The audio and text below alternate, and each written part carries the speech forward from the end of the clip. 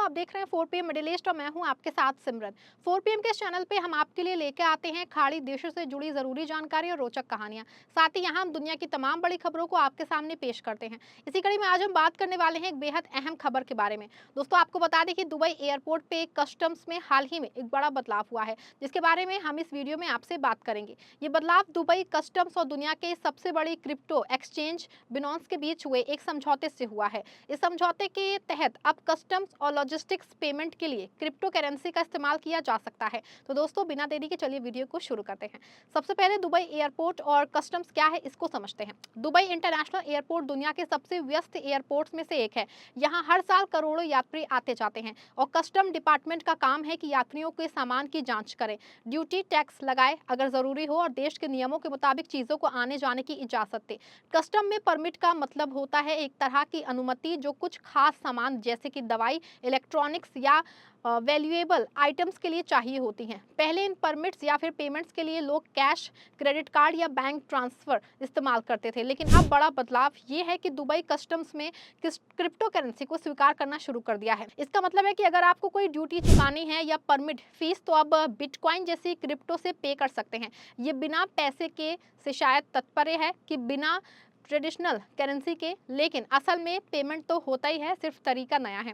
ये बदलाव कब और कैसे हुआ? दुबई हमेशा से इनोवेटिव शहर रहा है। इसी साल दुबई कस्टम्स ने बिनांस के साथ एक पार्टनरशिप साइन की है, जो कि क्रिप्टो की दुनिया की सबसे बड़ी कंपनी है। ये समझौता दुबई के D33 इकोनॉमिक एजेंडे का हिस्सा है, जो शहर को 2033 तक दुनिया का टॉप डिजिटल सिटी बनाने का प्लान है।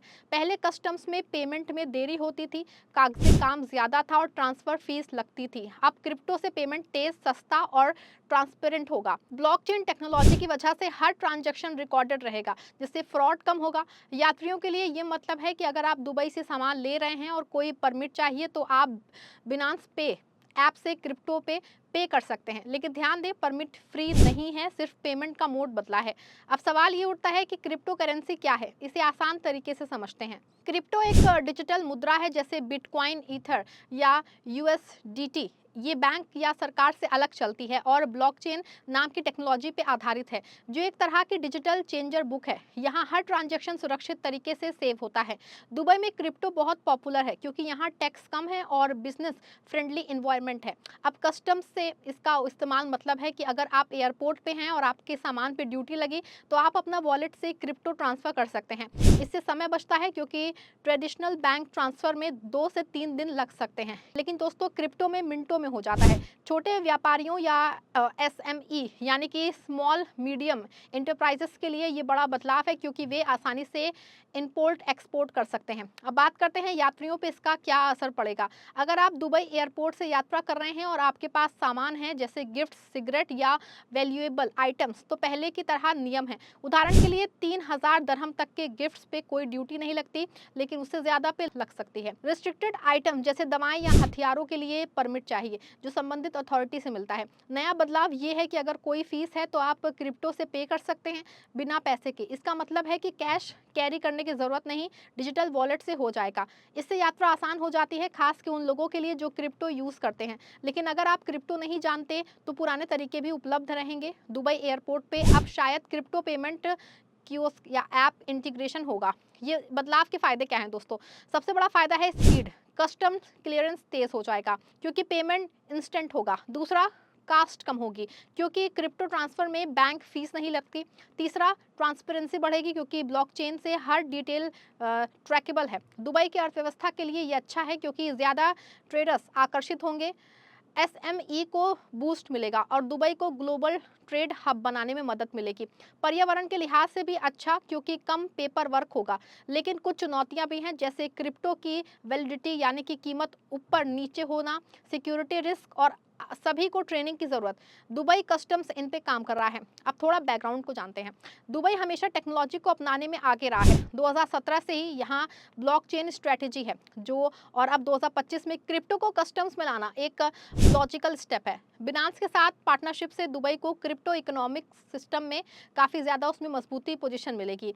दुनिया भर में अन्य देश जैसे कि सिंगापुर या स्विट्जरलैंड भी क्रिप्टो फ्रेंडली हैं, लेकिन दुबई एयरपोर्ट जैसे बड़े हब में ये पहली बार है। यात्रियों को सलाह है कि वो दुबई कस्टम्स की वेबसाइट चेक करें, जहां प्रिमिटेड आइटम्स की लिस्ट है। उदाहरण के लिए पर्सनल लॉन्गिंग्स ड्यूटी फ्री हैं, लेकिन कैश अगर 60,000 दरहम से ज्यादा है तो डिक्लेयर करना जरूरी है। इस बदलाव से ट्रेडर्स को कैसे फायदा? अगर आप सामान इंपोर्ट कर रहे हैं तो लॉजिस्टिक्स पेमेंट क्रिप्टो से कर सकते हैं। पहले बैंक गारंटी या कैश डिपॉजिट चाहिए होता था, अब डिजिटल हो जाएगा।